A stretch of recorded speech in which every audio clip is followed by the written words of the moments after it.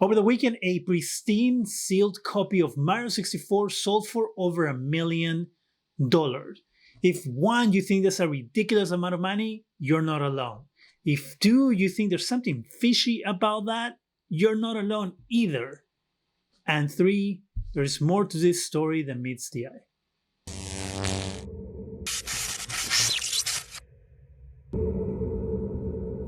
Hi, welcome to Zgadgetreview. As I said at the beginning of the video, over the weekend there was this crazy record-setting sale for a video game, or a retro video game, or I guess any video game for that matter. A pristine copy of Mario 64, yes, Mario 64, the game, just the game in its original box, sealed, sold for $1.5 million. Eclipsing the previously set record by Legend of Zelda. If you remember a few months back, Legend of Zelda, the original game sealed in its original box and everything, sold for $870,000. And you're probably thinking, why? What's the point of owning a game that you can literally play anywhere? Because Mario 64, you can play anywhere pretty much if you find it. There's emulators for it. There's a project that's putting the game on Unreal Engine, and I think it's using ray tracing and things like that. So it's kind of modernizing the game.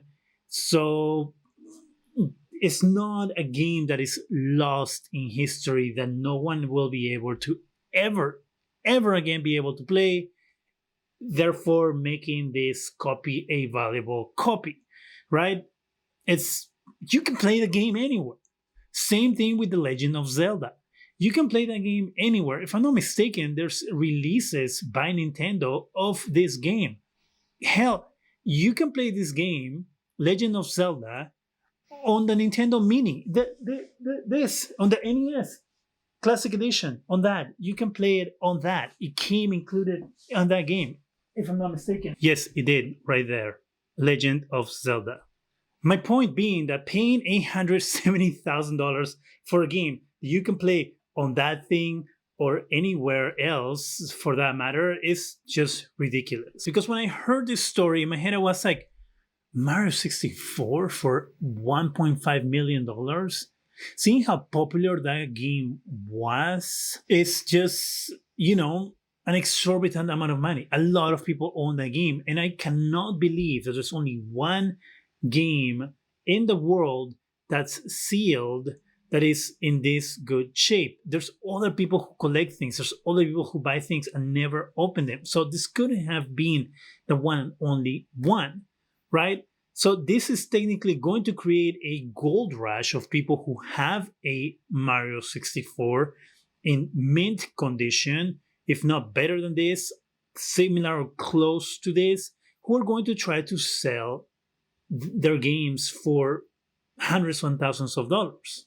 So supposedly the game has a 9.8 A++ rating, so almost a 10, which makes it a perfect game. But even with that rating, the amount of money that it fetched is ridiculous and unheard of. They provide some examples in the article on what the average price of a game in good condition is. A 9.4 A+ graded sealed copy of the game, Mario 64, that's the game we're talking about here, sold for only $38,400 on Heritage Auctions this past January. Heritage Auctions is the same company that sold the Mario 64 game for $1.5 million. A 9.2 A graded copy sold for just $7,500 there last year. Other copies of the game in similar conditions sold just below $10,000 on eBay earlier this year as well. $1.5 million, even including any seller and buyer fees, is still completely out of left field. A 9.4 A++ graded copy of the game sold at the same time only went for $28,800. Can a marginal grading difference really be worth seven figures? And so, yes, this is my point. While I understand that games, people, the nostalgia and all this stuff, if you look at the average price of games sold, because I kind of took a look when I saw that $1.5 million in my head. Like I said, immediately I was like, that's a lot of money for a game, especially Mario 64. If it was the original Mario Bros., the first one from the NES, I probably will say, okay, I can see that. It's like one of the first games that ushered the whole, consoles as we know them nowadays, kind of, the granddaddy of that. One could argue the Atari, but no, I mean, exactly how consoles are today was started by the NES. The NES gave birth to PlayStation, Xbox, Sega. To me, the NES is kind of that gaming console that ushered the type of gaming consoles that we have today, the modern gaming console, if you want to call it that. So paying that much money for the original Mario Brothers game, that will make sense to me. But Mario 64, I was like, oh, there's something off about this.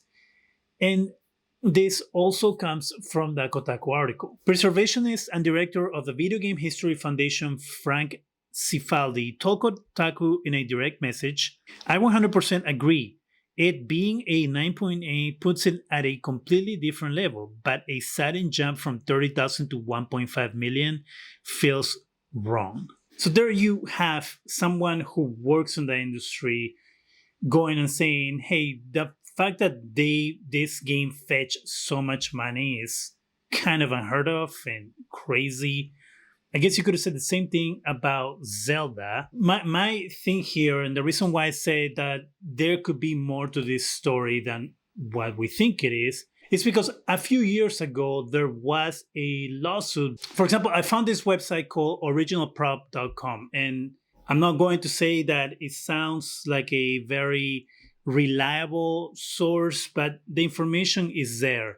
This person claims that they received copies of lawsuits that have been levied against heritage auctions.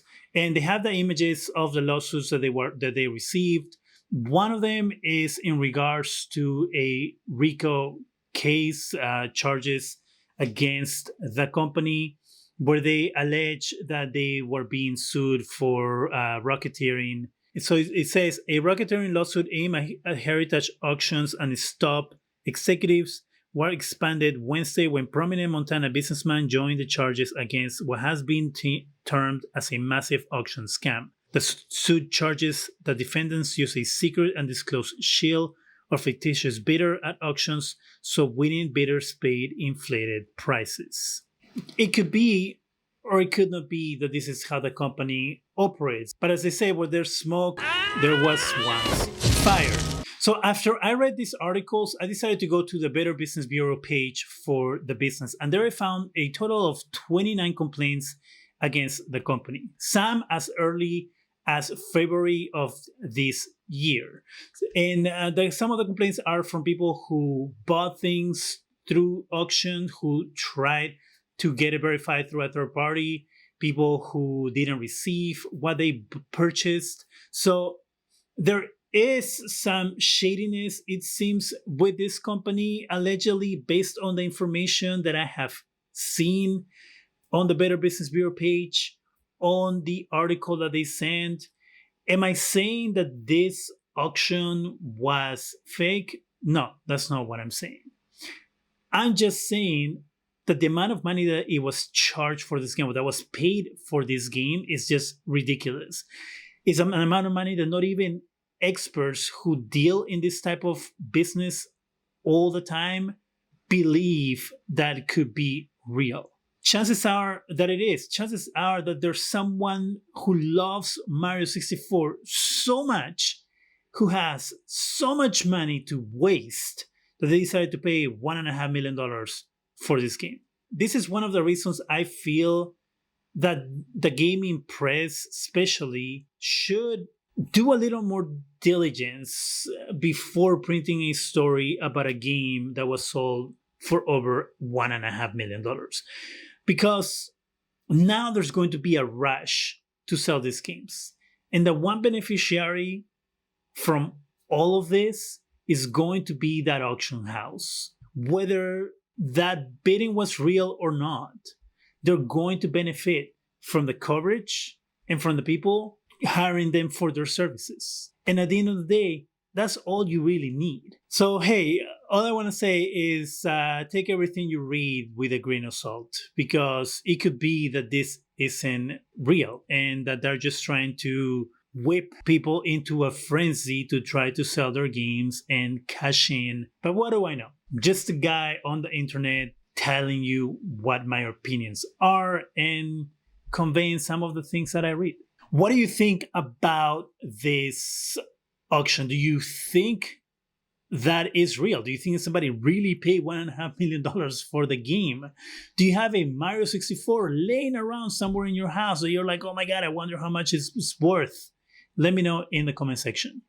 That's it for me. Go ahead and subscribe. Give us a thumbs up. It really helps the channel.